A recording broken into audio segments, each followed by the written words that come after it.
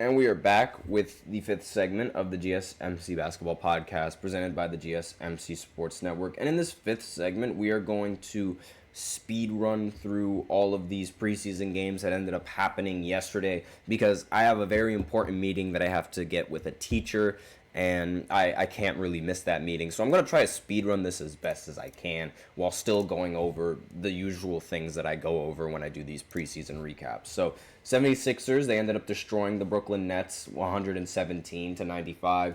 The best player for the 76ers was Kelly Oubre Jr. He ended up scoring 18 points in 21 minutes. And it was a pretty solid production overall from the team. They ended up shooting 46% from the field compared to the Nets, who ended up shooting 39% from the field. The Nets and their best player was Cam Thomas, surprise, surprise. Ended up scoring 17 points, 2 assists, and 1 rebound. So, not really all that high on the Brooklyn Nets and the expectations for them in this season, but the 76ers, especially being lucky that Paul George only has a bone bruise, again, it's very lucky. So their season it's not really up for grabs as much as I thought it was, but it's still, they're on the right track. There's nothing to really worry about. Next is the Detroit Pistons. Now the Pistons, they ended up winning 108-92 against the Cleveland Cavaliers. Their entire starting lineup played terribly, but again, their entire starting lineup only played for 8 minutes. So, which is great in my opinion. I think this is exactly how you should be playing your starting lineup. And the leading scorer was Simone Fontecchio. Forgive me if I messed up that last name. He ended up scoring 18 points for the Pistons.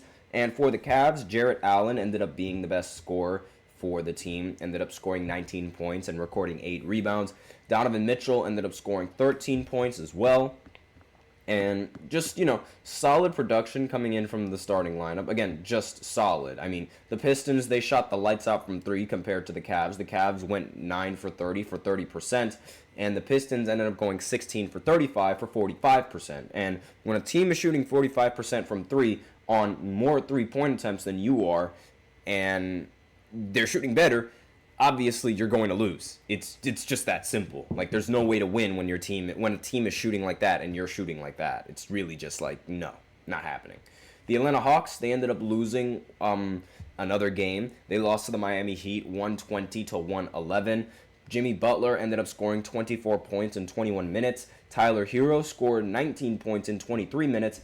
And player coming off the bench, Haywood Highsmith, ended up scoring 16 points in 17 minutes. And overall, again, solid production coming in from the Heat. They shot 51% from the field compared to the Atlanta Hawks shooting 42% from the field. And let's see, the best player and the best scorer for the Hawks was Jalen Johnson, 21 points in 17 minutes.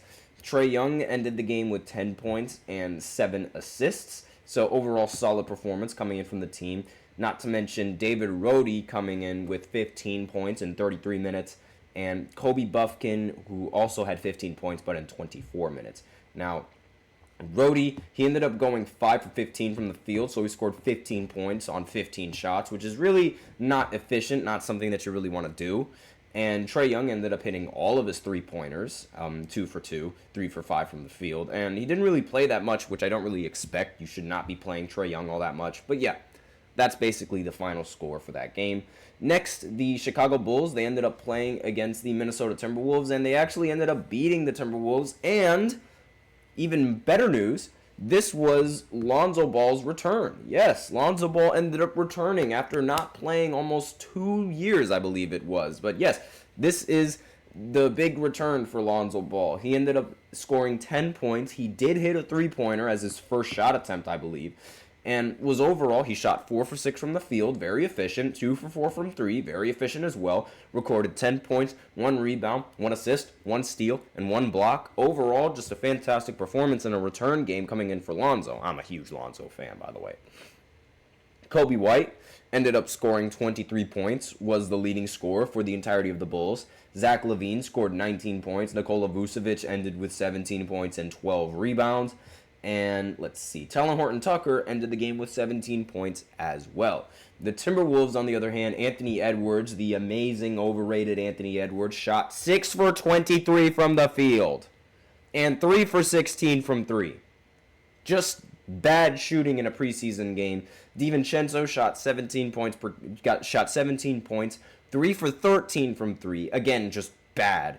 And let's see, Josh Minott ended up going 7 for 10 from the field with 18 points, 3 for 4 from 3. But the whole team as a whole ended up shooting 32% from 3. It was really Anthony Edwards and DiVincenzo that were holding this team back. And, I mean, the Timberwolves, they had 103 shot attempts compared to the Bulls and their 91 shot attempts. The Bulls just ended up hitting more shots at a much more efficient rate than the Timberwolves, and that was a big reason why they ended up winning. Also, Anthony Edwards, 6 for 23. I cannot stress that enough. Overrated. Just an overrated player. Julius Randle ended up going 6 for 12 with 15 points. Even he ended up playing better than Anthony Edwards. But that's really all that I had to say about this game. I mean, that was just pitiful performance. Rudy Gobert ended up getting 13 points and 17 rebounds on 5 for 8 shooting. Obviously, you expect efficient shooting coming from Rudy Gobert. He only takes dunks and layups, so yeah. And then the Trailblazers, they ended up beating the team that I still have no idea how to pronounce, Ulam Ratio Farm. Forgive me if I messed up that name. They ended up winning 111 to 110. The fact that this game was even close is a little bit concerning. And it's really just like, I don't know. Why was this game so close? Alicia Conliffe, overrated, you say? Yep, Anthony Edwards is overrated. People consider him, I talked about this before in the previous segments, people consider him Michael Jordan of today's NBA. Like, they compare him to Michael Jordan. That is incredibly overrated given what he was doing in the postseason. I'm sorry, but it's like he is one of the most overrated players in the entire NBA, in my opinion. And, I mean, we'll see what happens this year, and we'll see exactly how he'll play in the postseason. But again, being compared to Michael Jordan after just one postseason sweep, that's overrated. I'm sorry, but that is just overrated. That is overrated.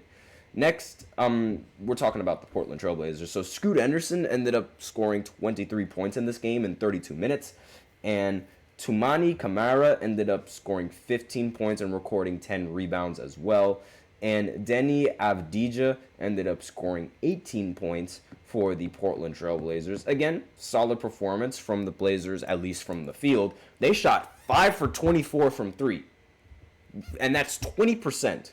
The fact that they're only taking 24 three-pointers is not only concerning, but the fact that they're only making, like, 5 of them, that's also really concerning. Because it's like, what on earth is going on? Like, that is just terrible, terrible efficiency.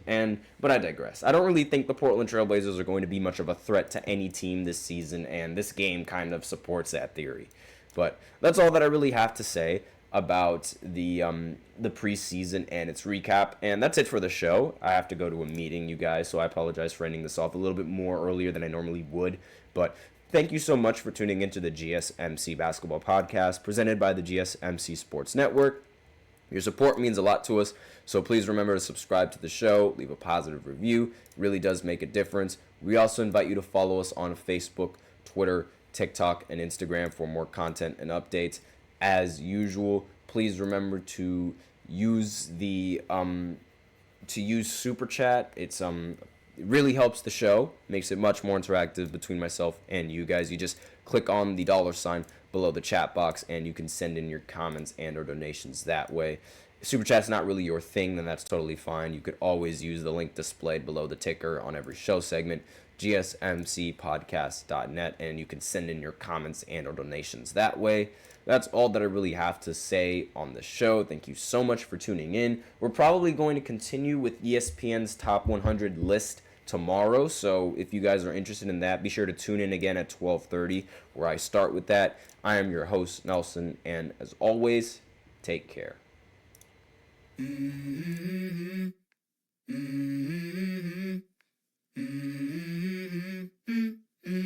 Let's go. I wake up to a little bit of drool on my pillow, feel like it's gonna be a bad day. Yeah, I'm tired of shit, and the coffee ain't hit yet, damn, ain't that great. I don't want